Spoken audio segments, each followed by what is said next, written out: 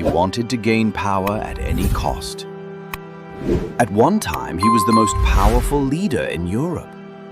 He wanted to be the modern Julius Caesar of Rome and waved his hands after his way. Hitler, Churchill, Roosevelt, or name any who was not his fan. His admirers would kill the opponent at his sign and then hang him in the square. The time turned its side, and he was also hanged upside down in the same square. I will show you the story of a fascist. You are watching War History. Please like and subscribe War History channel. When Mussolini was in school, he would hit children with knives. He was a bully in school, therefore he was expelled from every second school. When he grew up, the stubborn boy, who was disliked by everyone, developed an attractiveness. It was due to his impressive personality and confidence in discussion. This tall and strong man had a great charm in his discourse. He would become the central attraction of every gathering, but he was captivated by the personality of Karl Marx. How much he was influenced by Karl Marx can be gauged by the fact that, when in search of a job, he went from Italy to Switzerland. He was absolutely penniless, but he only had a picture of Karl Marx with him. For the first few months in Switzerland, he did odd jobs. Then he got a job in a trade union. His job was to propagandize in favor of trade unions. Mussolini was an avid reader and a glib-tongued person, so his propaganda became popular. However, this propaganda was not liked by the Swiss government. Mussolini was also arrested when Switzerland launched a crackdown on the socialists. And then, to his arrest, even in his native Italy, he got immense publicity in the media. After being released from prison, Mussolini returned to Italy and became a schoolmaster. As he could not become a good student, he also failed to become a good teacher, so he left the job and turned to the trade unions. However, by then, Switzerland also had Italy-like problem. The government was not happy with the trade unions, so he was put behind bars. In 1909, when he was freed for a while, he fell in love with the 16-year-old daughter of his father's former lover. Mussolini's love affair was successful, and the two became life partners. Mussolini was a well-known writer for communist newspapers. But in 1912, he launched his own newspaper, La Lotta di Classe. It means class struggle. This newspaper became so popular that the socialists made him the editor of another newspaper, Avanti. It means forward or progressive. Mussolini was such a prolific editor that he doubled Avanti's publication in no time. Now he has become not only an editor, but also an active member of the Socialist Party. Mussolini was on his way to becoming a great revolutionary. But in the meantime, the First World War broke out, and Mussolini saw a new way to fulfill his ambitions. Socialists were against the war, so initially, Mussolini strongly opposed war, but he saw the rich sections of the country investing in the war. He also began to support the war. His socialist colleagues opposed him, saying they were against the war. In such a situation, Mussolini told him a sentence from Karl Marx that revolution comes only after war. However, the socialist class was not satisfied with Mussolini's answer. Mussolini was stripped of his newspaper editorship and expelled from the party. This was the moment when Mussolini developed a deep hatred for the socialists. Perhaps he no longer needed them, as he had found capitalist allies to support the war. These were the capitalists who were making money during the war by selling arms and other goods. Now Mussolini did two things. First, he spoke to arouse war craze among people, and secondly, he equipped himself with arms and reached the battlefield. When the war ended, Italy and the Allies had won. When war, Italy had grievances against its allies France and Great Britain. That is, Italy got a very small share of the conquered territories. That is, Austria and a small part of Jordan were given to Italy. Most of the territories grabbed from the Ottoman Empire, such as Syria, Iraq, and others, were shared by France and Britain. The great financial crisis that arose during the war also became a disaster for Italy. Mussolini took advantage of the financial crisis caused by the war. Instead of telling people about the sufferings and crises of wars, he began to do politics on the economic situation. He played a dangerous game and incited people to rebel against the system to get personal fame. He said Italy needed a dictator to raise its prestige in the world, because the current system has disgraced Italy in the world. It was a fact that Mussolini had a full part in the war that led Italy to this state. However, his charm and charismatic personality made a small, passionate section as his staunch supporter. He spoke of the superiority of Italian nationalism, and these words touched the hearts of his admirers. A year after the war, in 1919, more than 200 ex-soldiers and political activists gathered in Milan, Italy. They formed a political party based on Mussolini's philosophy and made Mussolini their leader. Mussolini named this party the Fascist Party, which stood for a bundle of rods. The party was named so as Mussolini saw it as a group of fighters who would bring about a revolution. The party name corresponded with the party symbol of a bundle of rods and an axe with it. The Fascist Party was divided into political fascists and military fascists. Militant fascists, for wearing black shirts, became known as the Black Shirts in Europe. Mussolini had founded his party, but it still lacked a thing. It was a nationalist party that needed a rival to increase, to add to its power, by holding it responsible for all problems, to foment public hatred against it, and then use it in need. Luck favored Mussolini, as he didn't have to think too hard to find a rival, as his old love, Karl Marx, and the ideology of socialism were before him as his rivals. Then socialists in Italy were holding demonstrations and strikes for their rights that brought work in factories to a standstill. Mussolini held the socialists responsible for Italy's problems through their demonstrations and strikes, which halted the progress. Fascists soon waged open war against socialist groups. But the fascists didn't know the fight against socialism was just a trailer, and the real film was yet to start. As a matter of fact, Mussolini was preparing to take over all of Italy. His speeches testified his desire to be Julius Caesar, the great emperor of the Roman Empire in BC. Thus, naively or ignorantly, the government shot its own foot by providing an opportunity to Mussolini. Mussolini's armed wing, the Black Shirts, began occupying cities. By 1920, most of Italy was virtually under fascist control, and the writ of government was nowhere to be found. 2 years later, Mussolini gave an ultimatum to the government to step down and hand over the government to him. Otherwise, his supporters would march on Rome and seize power by force. This declaration of Mussolini actually meant an invasion and occupation of the capital of Italy. On October 28, 1922, thousands of armed workers of the fascist party, the Black Shirts, gathered outside Rome. They were waiting for a call from their leader, who was waiting for someone else at his headquarters in Milan. And then came the telegram he had been waiting for. Mussolini was extremely happy after reading the telegram. Because he no longer needed to march on Rome, Italy's army was subordinate to the king, not the prime minister, and King Emmanuel III wrote that Mussolini would be made the prime minister if he abandoned march on Rome.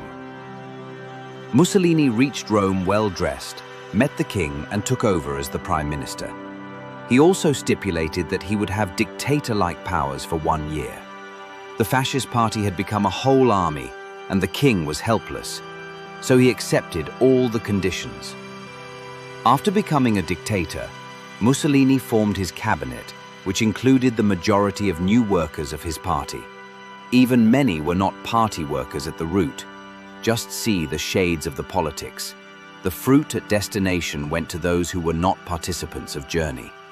Mussolini openly rigged the parliamentary elections in 1924 and got his candidates elected by force. Mussolini's members were in a majority in parliament. It made it easy for him to change the law, so he became a permanent dictator, and not for a year. The biggest problem for Mussolini was his fiery speeches in the past. Since he presented himself as a solution to every problem in Italy, so he must be elected to power. Now, as a ruler, he realized if he did not fulfill promises to the people, Italy would soon be sick of him. So he focused all his attention on the establishment of peace and development. He also made it known that he was banned the media and trade unions and arrested the socialist activists.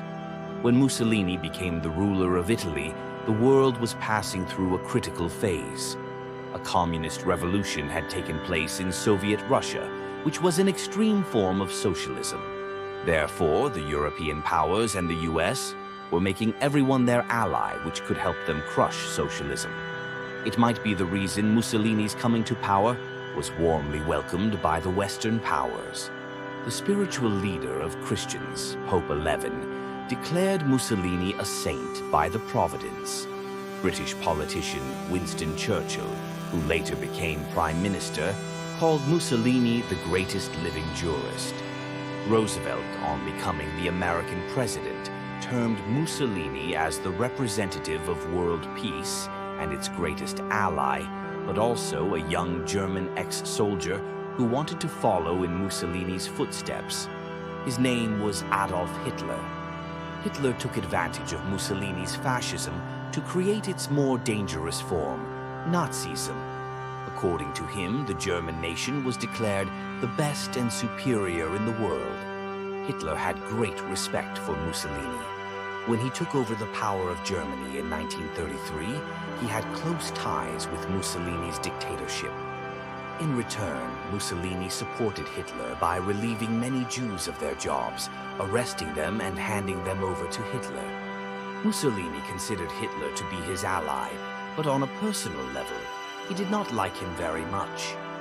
When Hitler visited Italy in 1934, the two leaders were in a car outside. Hitler asked Mussolini to give Austria to Germany. When Mussolini refused, Hitler got angry. With a long face, both came out of the car.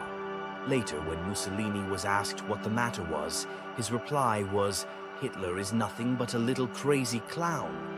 However, after some time, Mussolini gave Austria to Germany, which improved the relationship between the two. Mussolini now began to think beyond Italy's borders. In 1935, he captured the African country of Ethiopia with the help of Hitler. A few years later, he also occupied Albania, a small country. First, he invaded Greece. The Greco-Italian War is one of the most interesting battles of World War II. A power like Italy on one side, and a weak country like Greece on the other. Mussolini generously offered the Greek politicians and generals riches if they handed Greece over to him. Greece was a weaker country than Italy, but still could not be conquered by greed.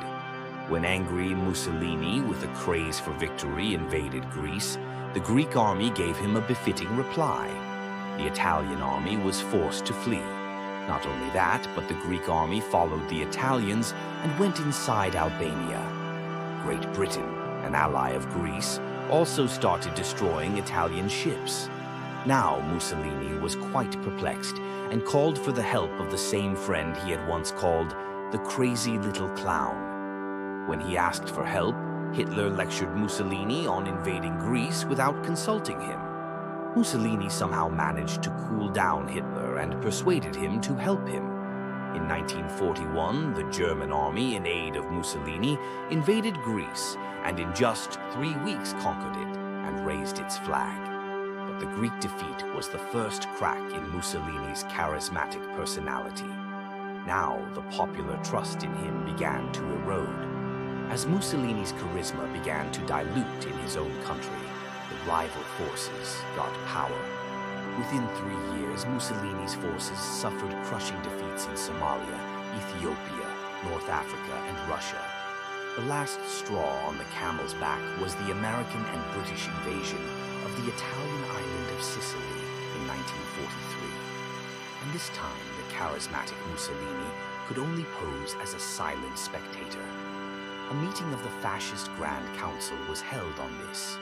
The meeting decided to remove Mussolini from power. Mussolini was arrested and imprisoned in a mountain area far from the capital. When the news of Mussolini's arrest became public, the atmosphere of fear was instantly over.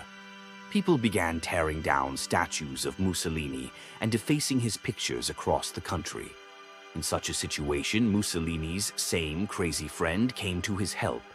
Hitler sent commandos to free him and bring him to Munich, Germany. Hitler's army then occupied northern Italy and installed Mussolini as its ruler. The same Mussolini who until yesterday dreamed of establishing the Roman Empire and wanted to see himself as conquerors like Julius Caesar, Augustus, and Constantine was now a puppet of Hitler. On this, Mussolini's former admirer, Churchill, said, "The position of a Mussolini is now like a parasite or a slave of Hitler." Time passed and the year 1945 came. The German, who had initially proved to be the greatest player of World War II, was now fleeing the battlefield. Hitler's forces were retreating everywhere, and Mussolini, being supported by Hitler, began to lose help. When Hitler's defeat was certain, Mussolini decided to flee Italy. This picture before you is said to be the last of Mussolini alive. On April 26th, a convoy of German soldiers and civilians was going to seek refuge in Switzerland, including an elderly couple. A 61-year-old soldier with a German Air Force helmet on his head and an overcoat on his body. The soldier was accompanied by a 33-year-old woman who appeared to be his daughter, but was actually his lover. The next day, the convoy reached the lakeside town of Dongo, 25 kilometers from Switzerland, and an armed group of socialists stopped it. After the defeat of the Germans, the socialists were now powerful and were killing Mussolini's supporters one by one. They were also desperately looking for Mussolini as to miss the target, and the fire must hit straight in the heart.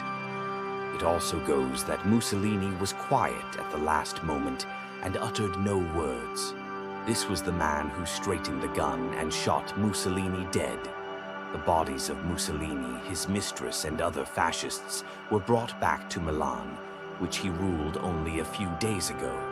These bodies were thrown in the city square like garbage. It was the city where Mussolini founded the Fascist Party. It was the city where Mussolini, with the help of Hitler, formed the last government. In the same city, in the same square, Mussolini had dumped the bodies of 13 socialist workers only 8 months ago. Now, in the same square and the city, the dead bodies of Mussolini and his associates were lying, which were being watched and desecrated by millions of people. Even the bodies were hung upside down and stoned. Some other supporters of Mussolini were also brought there, beaten and hanged along with Mussolini. Among them was one Ashley Staurus, who had once declared Mussolini a god. He was specifically brought before Mussolini's body and told, "Behold the end of your god." But Ashley was so firm in his ideals that he did not fear death and paid his last salute to his dead leader. Then he too was shot and hanged along with Mussolini. Mussolini's body was buried in a cemetery outside the city, but this body also became a problem for Italy. It happened that Mussolini's opponents used to visit his grave and trample and desecrate it. On April 19th, 1946, some of Mussolini's supporters dug his grave and took out his body. They bathed the dead body and took it with them. They left a note on the grave that they could not bear the desecration of their leader by the communists. They also wrote, "Our leader, you are with us now. We will cover you with roses. But the fragrance of your virtue..." He handed over the remains to Donna Rachele, Mussolini's widow, to gain the support of right-wing politicians. In 1957, the remains were buried in the Mussolini family cemetery in Romagna. A statue of Mussolini and party symbols were also installed on the grave. A black plaque now stands at the spot where Mussolini was shot. One of Mussolini's sons, Romano Mussolini, became a famous Italian pianist and film producer. Mussolini's granddaughter, Alessandra Mussolini, has been a member of the European Parliament in Italy. A portrait of Mussolini is installed in the Milan railway station, although someone has removed the eyes of the portrait. Fascist ideology is considered unacceptable in the world today, while a section of Italy still believes that Mussolini, the founder of the fascist party, is right. This group holds events at his grave and believes the return of Mussolini's ideals will be the return of greatness of Italy. Do you think Mussolini was a tyrant or a revolutionary who failed in revolution? Do write in the comments.